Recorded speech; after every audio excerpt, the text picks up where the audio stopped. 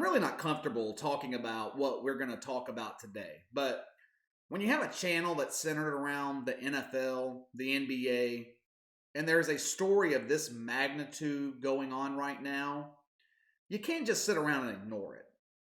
The last 5 or so years, I keep hearing the same question. Where have all the real men gone? It's a valid question. There are a lot of men walking around today that don't act like men, to be honest with you. All in their feelings, emotional. Dating coaches would call them beta males. There's a variety of reasons why real men are hard to come by in America today. One of the main reasons, though, pertains to what we're going to talk about today in a little bit. Let's go back to the old days just for a second. Back when your grandparents were teenagers or in their early 20s. Your grandfather's walking around. He's walking down the street one day, sees a beautiful woman on the other side of the road. Back then, he might have whistled at her or said something along the lines of, hey, you're really pretty. Would you come over here and see me? Or you want to go to lunch or dinner or something along those lines. Something like that. You know where I'm going. The grandmother would smile. Next thing you know, they're married. They have kids. Fast forward to 2021, same scenario. And your grandfather would be viewed as a misogynist. He compliments your grandmother. He's hit with a sexual harassment charge or lawsuit if he has money. And people wonder where all the real men are. Real men are silent today because they don't want these kind of problems. What used to be looked at as harmless flirting is now viewed as sexual harassment. Who in the hell wants to deal with something like that? The allegations against Deshaun Watson are far more serious than the scenario that I just outlined for you. Don't get it wrong. I'm not comparing the two. Deshaun Watson's really going through it right now. And I'll be 100% honest. I'm always a bit skeptical when situations like this become public. I'm not saying that I don't believe these women that are coming out against Deshaun Watson. That's not what I'm saying. But my first reaction is skepticism. Now, that's probably not politically correct, but who cares? Political correctness is a disease that needs to be eradicated anyway. Let's get into what is going on with Deshaun Watson and the multiple allegations and lawsuits that he's facing. One reason I'm a bit skeptical of this, Deshaun Watson has a spotless reputation. He's been a public figure since his days at Clemson. If these allegations were against somebody like Pac-Man Jones, I wouldn't be so skeptical. I would probably believe him because of Pac-Man Jones and his past behavior. But Deshaun Watson? I know having a spotless reputation doesn't mean that he's innocent, but because his reputation is so good, I really want to give him the benefit of the doubt.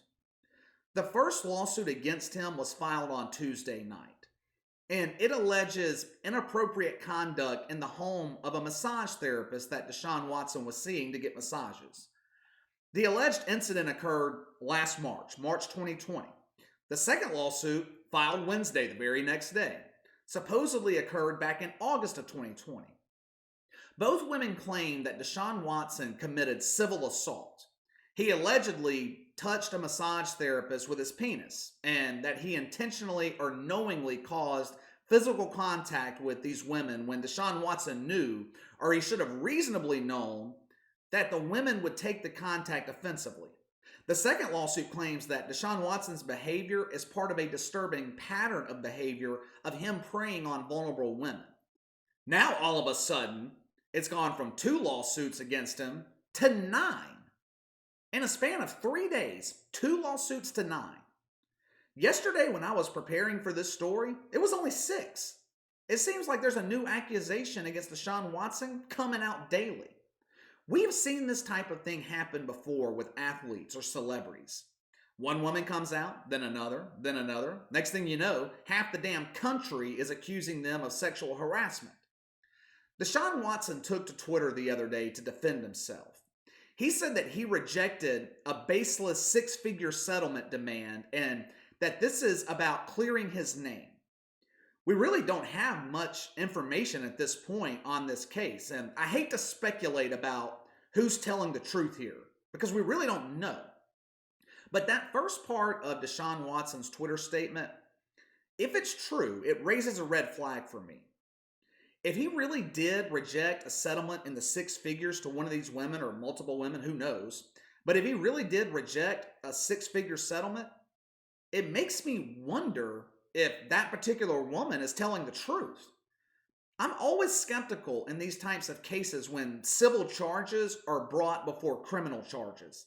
If someone commits a crime, most people's first instinct is to report it to the police, not a lawyer. It looks like a cash grab. Either way, this is really bad for Deshaun Watson. I mean, this is really, really bad for him. I don't know what happened between him and any of these women.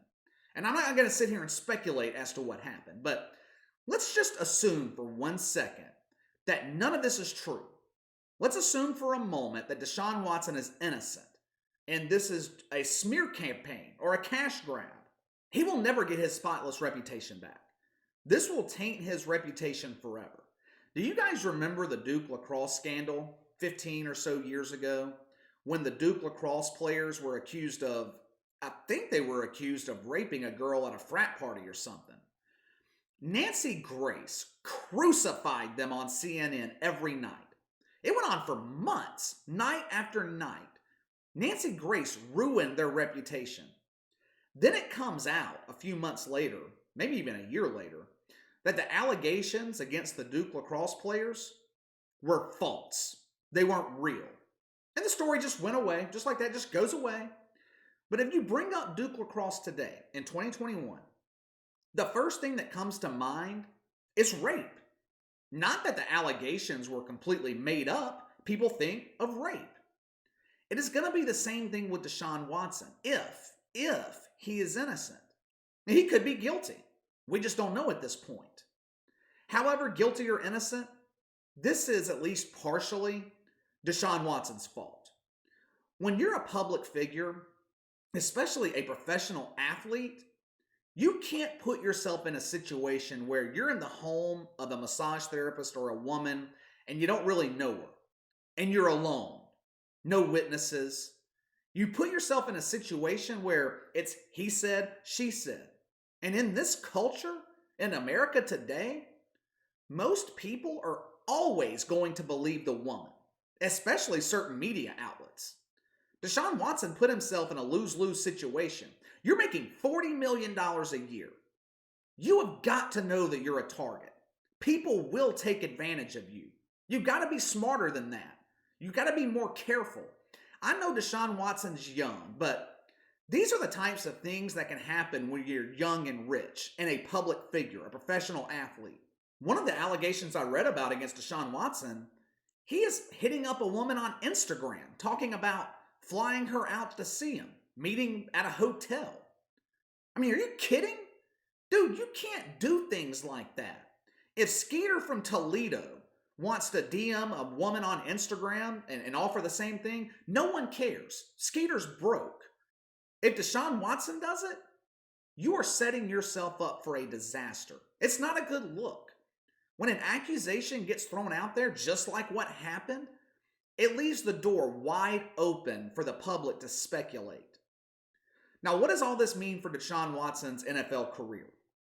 Will Roger Goodell suspend him, possibly for an entire season, until all this blows over? Let's answer the first question, then we'll get to what Roger Goodell could do. As long as criminal charges aren't filed, I really don't see this having an impact on Deshaun Watson's NFL career. Right now, teams are still interested in trading for him. The truth is, NFL teams don't really give a damn what happens off the field. To an extent, anyway. If you can help them win, then they'll bring you in. Deshaun Watson's still an elite quarterback in a league where elite quarterbacks are extremely difficult to come by. So a few allegations of sexual harassment is not enough to dissuade other teams in the NFL for wanting to bring him in. Now, as far as Roger Goodell's concerned, that's a different story. I don't think Roger Goodell's going to do anything right away. But we are a long way from the regular season. A lot can happen between now and September. As much as I hate to admit it, we are living in cancel culture. Did you see the thing yesterday where that woman was taking over at Teen Vogue and she had to step down and resign for some tweets that she put up 10 or 11 years ago when she was 17 years old? Look at what happened with Ray Rice. He was one of the premier running backs in the NFL. Now, his situation is completely different than Deshaun Watson. Don't get me wrong. That video footage of him hitting, I think it was his wife, that video footage was brutal. He never played another down in the NFL, and rightfully so. These women's groups are going to pressure Roger Goodell to do something. Like I said, I don't think he's going to act now. And by the time we get to September, this situation with Deshaun Watson could blow over. But if it doesn't, if it gets worse, if hard proof emerges against Deshaun Watson, then I could see him getting suspended, possibly for the season, if it gets bad enough. I don't think it'll be the end of his NFL career like it was for Ray Rice, but a suspension for Deshaun Watson could be on the horizon. Now, what do you guys think of these allegations against Deshaun Watson? Do you believe it? Are you skeptical? Do you think he'll be suspended, or will he be playing in the NFL Week 1? Sound off in the comments below. Make sure to like and subscribe. Click the notification bell to receive all notifications from the channel. Best way to contact me is by email at btlkc84@gmail.com, KC_BTL84 on Twitter. I'll see you guys Sunday.